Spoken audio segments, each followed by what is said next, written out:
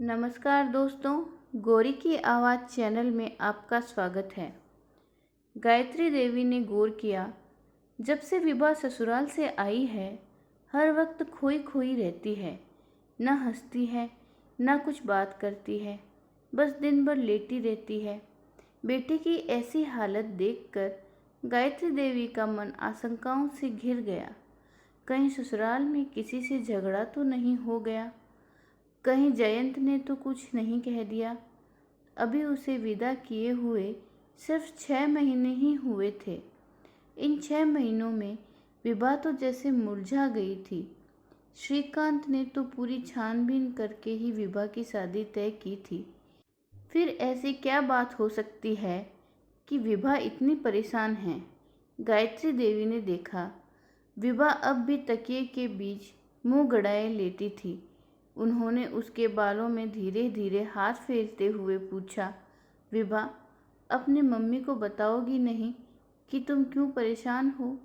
इस तरह चुपचाप खामोश रहने से, अपने आप को अंदर ही अंदर जलाने से क्या किसी समस्या का हल निकल सकता है? तुम तो एक पढ़ी लिखी लड़की हो, यह अच्छी तरह जानती हो कि किसी भी समस्या का हल आंसू नहीं है। आज तुम इस काबिल हो कि अपनी समस्या सुलझा सकती हो, और संघर्ष ही तो जीवन का नाम है। जो संघर्ष करके हंसते हुए जीता है वो ही सही मायने में जिंदगी जीता है, और जो आंसू बहाना ही जिंदगी समझता है उसका जीना व्यर्थ है। चलो उठो, अपने आंसू पोंछो और मुझसे नज़रें मिलाकर बताओ कि क्यों तुम इस तरह से मायूस हो गई हो। गायत्री देवी की बातें विभा पर असर कर गई और वह आंसू पोंछते हुए उठी। एक नज़र अपनी मम्मी पर डाली, फिर नज़र नीचे करके तकिए पर उंगली फेरते हुए कहने लगी, माँ, मेरे ससुराल में मेरी कोई अहमियत नहीं है। वहाँ मेरा कोई स्थान नहीं है। सब लोग मुझसे बहुत दूर हैं। विभा को बीच में टोकते हुए गायत्री देवी ने पूछा, यह तुम कैसे कह सकती हो कि ससुराल में तुम्हारी कोई अहमियत नहीं? हाँ माँ, यह सच है कि ससुराल में मेरी कोई अहमियत नहीं है। जयंत की नज़रों में मैं अच्छी बीवी नहीं हूँ। हर वक्त तू मैं होती रहती है। वहाँ हर फैसले, हर बात जेठानी यानी भाभी जी से पूछकर किए जाते हैं। पूरे घर में उन्हीं की हुकूमत चलती है। जयंत के लिए तो भाभी जी ही सब कुछ हैं। उनके दिल में मेरे लिए कोई जगह नहीं है। महीने का पूरा वेतन वे भाभी जी को ही दे देते हैं, जैसे मैं उनकी पत्नी नहीं, कोई गैर हूँ। यह बात सच है कि वे लोग मुझसे व्यवहार भी गैरों के जैसा ही करते हैं। अपनेपन से कोई मुझसे बात नहीं करता। वे लोग आपस में बहुत प्यार से और हिल मिल कर रहते हैं, पर मुझे उसमें शामिल नहीं करते। तन्हाइयों से भरा व्यर्थ जीवन गुजार रही हूँ मम्मी मैं वहाँ। और विभा कहते कहते रुक गई। हाँ, तो फिर आगे कहो, मैं पूरी बात जानना चाहती हूँ। मम्मी, मेरे भी कुछ सपने थे, इच्छाएं थी, पर अब ऐसा लगता है सारे सपने टूट चुके हैं, सारी इच्छाएं मर चुकी हैं। बस यही सोचती रहती हूँ कि यह पहाड़ सी जिंदगी कैसे गुजरेगी। शादी के बाद ऐसा भी कोई मुकाम मेरी जिंदगी में आएगा, मैंने सोचा नहीं था। और विभा अपना चेहरा दोनों हथेली के बीच लेकर फूट फूट कर रोने लगी। गायत्री देवी विभा की सब बातें शांत मन से सुन रही थी। कुछ पल सोचने के पश्चात उन्होंने विभा से कहा, जाओ मुंह धोकर आओ और मेरी कुछ बातें सुनो। मेरी बातों से शायद तुम्हें कोई रास्ता नजर आए या तुम कोई फैसला कर सको। विभा आश्चर्य से गायत्री देवी की ओर देखने लगी। उनके कहने का अंदाज ऐसा था कि उसे लगा कि दो मजबूत हाथों का उसे सहारा मिल गया हो। वह उठी और पानी के छींटे चेहरे पर डालकर तौलिए से पहुंचकर माँ के पास आकर बैठी। गायत्री देवी विभा की ओर देखकर कहने लगी, देखो विभा, तुम्हारा कहना मैंने सुना, पर मुझे ऐसा लग रहा है कि तुम गलतफहमी और नासमझी की शिकार हो गई हो, और शादी के बाद जो गलतियां अक्सर लड़कियां करती है वही गलतियां तुम कर रही हो। विभा आश्चर्य से गायत्री देवी की ओर देखने लगी और बोली, यह क्या मम्मी, तुम भी मुझे ही दोषी मान रही हो, जबकि मेरा दोष कुछ भी नहीं है। देखो विभा, बेटियों की गलतियों पर पर्दा डालकर उनका हरा भरा उपवन उजाड़ डालते हैं हम। रिश्तों को सुलझाने के बदले उलझा लेते हैं हम, और फिर किस्मत को कोसते हुए सारी जिंदगी रोते रहते हैं। परेशानियों से दूर भागते हैं हम, उन्हें समझकर उनका मुकाबला नहीं करते। तभी तो कहते हैं पहाड़ जैसी जिंदगी कैसे गुजारेंगे। अब देखो, तुमने कहा कि सारे घर में भाभी जी की हुकूमत चलती है। तुम्हें उस घर में गए हुए सिर्फ 6-7 महीने हुए हैं, जबकि तुम्हारी जेठानी को उस घर में आए हुए करीब 10 साल हो गए हैं। तुम्हारे सास ससुर की मौत के पश्चात जयंत को उन्होंने अच्छे संस्कार और अच्छी शिक्षा दी है। जयंत भी अपनी जिम्मेदारी और कर्तव्य को जानता है, उसे उनके स्नेह का एहसास है। गायत्री देवी उठकर 2 कप चाय बनाकर लाई। 1 कप विभा को देते हुए कहने लगी, विभा, तुम अपने स्वार्थ के लिए जयंत को अलग रहने के लिए कहती हो। तुम्हारे सपने क्या थे, तुम्हारी इच्छाएं क्या थी, यह तुम्हारी माँ होने के नाते मैं अच्छी तरह जानती हूँ। तुम्हारा सपना था तुम्हारा एक घर हो, जिसमें सिर्फ तुम व तुम्हारा पति हो। परिवार के झमेले से तुम दूर रहना चाहती थी। तुम्हें संसार में किसी की दखल अंदाजी पसंद नहीं थी।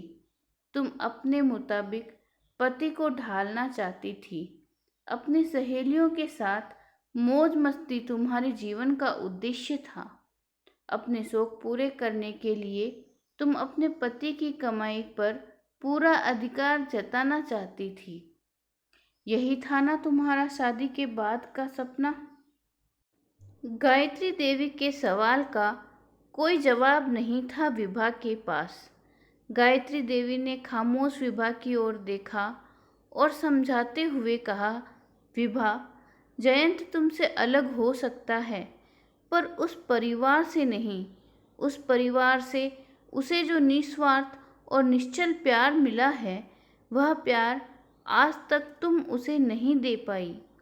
पति पत्नी के रिश्ते में जरूरी होता है एक दूसरे के प्रति विश्वास, प्यार, भावनाओं का सम्मान, जिम्मेदारी का एहसास। कुछ पाने के लिए कुछ खोना पड़ता है। उस परिवार ने तुम्हें अपनाया है, पर तुम उस परिवार को नहीं अपना सकी। मैं चाहती हूँ कि तुम अपनी जिम्मेदारी व कर्तव्य को समझो और उसे पूरा करने की कोशिश करो। जयंत के कामयाबी की ओर बढ़ते हुए हर कदम पर तुम उसका साथ दो। तुम पढ़ी लिखी हो, हालात को अच्छी तरह समझ सकती हो और सही रास्ता चुन सकती हो। घर में बड़ों को इज्जत दो, उनका स्थान ऊंचा है, ऊंचा ही रहने दो। अपनी बराबरी में मत तोलो। रिश्ते जोड़ने से जुड़ते हैं और तोड़ने से टूटते हैं, यह तो तुम जानती हो। जिंदगी को हंसते खेलते गुजारना चाहती हो तो रिश्तों को जोड़ना सीखो। एक बात कह देती हूँ विभा, उस परिवार को तुम जिस दिन अपना लोगी और उनका विश्वास हासिल कर लोगी, जयंत के कामयाबी की ओर उठते कदम का रोड़ा नहीं बनोगी। जब उसकी प्रेरणा, उसकी हिम्मत बनकर हमेशा उसके कंधे से कंधा मिलाकर चलोगी, तभी इस घर में पैर रखना। तब तक इस घर के दरवाजे तुम्हारे लिए बंद हैं। विभा को लगा कि माँ उसे ही हर तरह से दोषी मान रही है। उसके दर्द को समझने की बजाय उस पर और प्रहार कर रही है। वह तो यह सोच रही थी कि माँ उसे गले लगाएगी, उसके दर्द को समझते हुए उसके ससुराल वालों के खिलाफ कुछ कहेगी, पर माँ ने उसे ही दोषी मान लिया। यह सोचकर उसे माँ पर बहुत गुस्सा आया। वह उठी, साड़ी ठीक करके बिखरे बाल संवारे और बैग उठाते हुए कहा, मैं जा रही हूँ। मैं यह भूल गई थी कि अब यह घर मेरा नहीं रहा। शादी के बाद माता पिता के लिए बेटी बेगानी हो जाती है। गायत्री देवी कुछ कहती इससे पहले ही विभा वहाँ से निकल पड़ी। वह मन ही मन सोचने लगी, इससे ज़्यादा तो वह जयंत के पास ही खुश थी। बस में बैठे बैठे वह अनेक विचारों से घिर गई। क्या गलती उसकी ही है? सच ही तो कहा था माँ ने, जयंत उसके परिवार को छोड़ नहीं सकता। उस परिवार में ही उसकी खुशियाँ हैं। क्या अलग रहकर खुद की खुशी के लिए वह जयंत की खुशियों को छीन लेगी? कितना प्यार करता है जयंत अपने भाई और भाभी को, और उतना ही प्यार वे दोनों उसे करते हैं। भाभी तो खुद के बच्चों की तरह प्यार करती है जयंत को। उस प्यार में न स्वार्थ है न दिखावा है, सिर्फ प्यार है। जैसे उसके कुछ ख्वाब हैं, इच्छाएं हैं, भाभी के भी कुछ ख्वाब कुछ इच्छाएं रही होगी, मगर उन्होंने परिवार को ही ज़्यादा अहमियत दी। उनका सब कुछ उनका परिवार था। घर के सदस्य का दुख उनका अपना दुख था। तभी तो भाभी जी सभी के दिलों पर राज करती हैं। विभा ने अपने आप को बदलने का प्रण कर लिया और वह भाभी जी के नक्शे कदम पर चल पड़ी। वक्त गुजरता गया, विभा की मेहनत रंग लाई। वह जयंत, भाभी जी, बच्चे सबकी दुलारी बन गई। जयंत की सच्ची हमसफर, वो उसकी प्रेरणा बनकर हर सुख दुख में उसका साथ दिया। हर कार्य में, चाहे वह ऑफिस का हो या घर का, उसने जयंत को पूरा सहयोग दिया। जयंत अपने भाई की सहायता से एक फैक्ट्री का मालिक बन गया। कल उसकी फैक्ट्री का उद्घाटन समारोह था। उनके सभी रिश्तेदार और करीबी मित्र उस समारोह में शामिल होने वाले थे। आज उसे मम्मी पापा की बहुत याद आ रही थी। विभा चाहती थी कि उसके मम्मी पापा और भाई उस समारोह में शामिल होकर जयंत को उसकी कामयाबी पर बधाई दे, पर यह संभव नहीं था। लंबे समय से उसने मम्मी पापा की कोई खबर नहीं ली थी और ना ही उन्होंने। वह तो नादान थी। क्या उसकी नादानी माफ़ नहीं की जा सकती थी? क्या माँ पिता अपनी बेटी से इसी तरह का बर्ताव करते हैं? पर दूसरे ही पल उसके मन में यह ख्याल आया, गलती तो उसी की है। माँ ने ही उसका घर बचाया है, उसका दामन खुशियों से भर दिया है। जयंत जैसे ही कमरे में आया, उसने विभा को परेशान व गहरी सोच में डूबा हुआ पाया। उसने विभा के करीब जाकर उसका हाथ अपने हाथों में लेकर पूछा, क्या बात है विभा? परेशान नज़र आ रही हो। तबीयत तो ठीक है ना? हाँ, बस ऐसे ही। कुछ बात तो ज़रूर है जो तुम मुझसे छिपा रही हो। मैंने तुम्हें इतना उदास पहले कभी नहीं देखा। मुझसे कह लेने से तुम्हारे दिल का बोझ हल्का हो जाएगा। शायद परेशानी भी दूर हो जाए। जयंत, मुझे मम्मी पापा की बहुत याद आ रही है। मैं चाहती थी कि इस खुशी के मौके पर वे भी शामिल होकर तुम्हारी कामयाबी पर गर्व करें, मुबारकबाद दें, पर ऐसा नहीं हो सकता। हमने उन्हें कोई खबर नहीं की। जयंत, जिस मम्मी पापा ने मुझे बड़ा किया, ढेर सारा प्यार दिया, अच्छे संस्कार व अच्छी शिक्षा देने की जिनकी हमेशा कोशिश रही, मैं कितनी गलत थी। मम्मी की सही शिक्षा को समझ नहीं सकी, उल्टा नाराज होकर उनसे इस तरह नाता तोड़ा जैसे कि उनकी बेटी नहीं हूँ। कहकर विभा अपना चेहरा दोनों हाथों के बीच लेकर सुबकने लगी। जयंत विभा को अपने सीने से लगाते हुए बोला, अपने आप को संभालो विभा, इस तरह रोते नहीं हैं। कैसे संभालूं? अगर मैं गलत हूँ तो मम्मी पापा तो बड़े हैं, वे मुझे माफ़ नहीं कर सकते। आखिर मैं उनकी बेटी हूँ। अपनी बेटी की नादानी पर क्या इस तरह रिश्ता तोड़ दिया जाता है? उन्होंने तुमसे कहाँ रिश्ता तोड़ा है विभा? रिश्ता तो बेगानों की तरह तुमने उनसे तोड़ा है। वे तो हमेशा तुम्हारी खबर लेते रहे, तुम्हें याद करते रहे। क्या कह रहे हो जयंत? मम्मी पापा मेरी खबर लेते रहे? आश्चर्य से जयंत की ओर देखते हुए विभा ने पूछा। रुको, मैं तुम्हें कुछ बताता हूँ। जयंत उठा। दराज खोलकर उसने खतों का बंडल निकाला और विभा को देते हुए बोला, विभा, ये सब खत तुम्हारे मम्मी पापा ने मुझे लिखे हैं। वे इन खतों द्वारा तुम्हारा समाचार मुझसे जानते रहे। तुम्हें याद करके तुम्हारे लिए वे कितना तरसे हैं, कितना रोए हैं, इन खतों द्वारा तुम जान सकती हो। उन्होंने तुमसे कभी रिश्ता नहीं तोड़ा।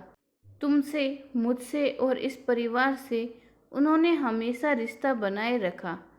मैं तुम्हें यह सब बताना चाहता था, पर उन्होंने मुझे मना कर दिया था। पर मम्मी पापा ने मना क्यों किया? क्या उन्हें मुझ पर विश्वास नहीं था? उस वक्त नहीं था, पर अब है। विभा, वे चाहते थे तुम इस परिवार को अपना परिवार समझो, अपने जिम्मेदारी से मुंह न मोड़कर उसे विश्वास एवं धैर्य से हंसते हंसते संभालो, और तुमने यह सब किया। आज इस परिवार से तुम इस तरह जुड़ गई हो कि यह परिवार ही तुम्हारा सब कुछ हो गया है। तुमने मुझे वह प्यार, वह खुशियाँ दी जो मैं चाहता था। तुमने हम सब का विश्वास हासिल कर लिया है। तुम्हारी मम्मी का जो सपना था, तुमने वह पूरा कर दिया। विभा, तुम चाहती हो ना इस खुशी के मौके पर तुम्हारे मम्मी पापा और भाई यहाँ आए? तो वे आ रहे हैं। भैया उन्हें लेने स्टेशन पर गए हैं। सच कह रहे हो ना? मुझे तो अपने कानों पर विश्वास नहीं हो रहा है। कितनी खुशियाँ भगवान ने आज मेरी झोली में डाल दी हैं। ओह जयंत, आज मैं कितनी खुश हूँ। अधीर होते हुए विभा बोली। अच्छा, अब जल्दी से तैयार हो जाओ, वे लोग पहुँचते ही होंगे। गाड़ी का हॉर्न सुनते ही बेताब विभा दौड़ पड़ी। मम्मी पापा और भाई को देख विभा खुशी के आंसुओं को रोक न सकी। माँ की सही शिक्षा से कभी न खत्म होने वाली खुशी और प्यार उसे मिल रहा था। वह माँ के प्रति और माँ की सही शिक्षा के प्रति कृतज्ञ हो गई। तो दोस्तों, आपको ये कहानी कैसी लगी? कमेंट सेक्शन पर अपनी राय ज़रूर दें और वीडियो को लाइक, शेयर और सब्सक्राइब करना ना भूलें। धन्यवाद।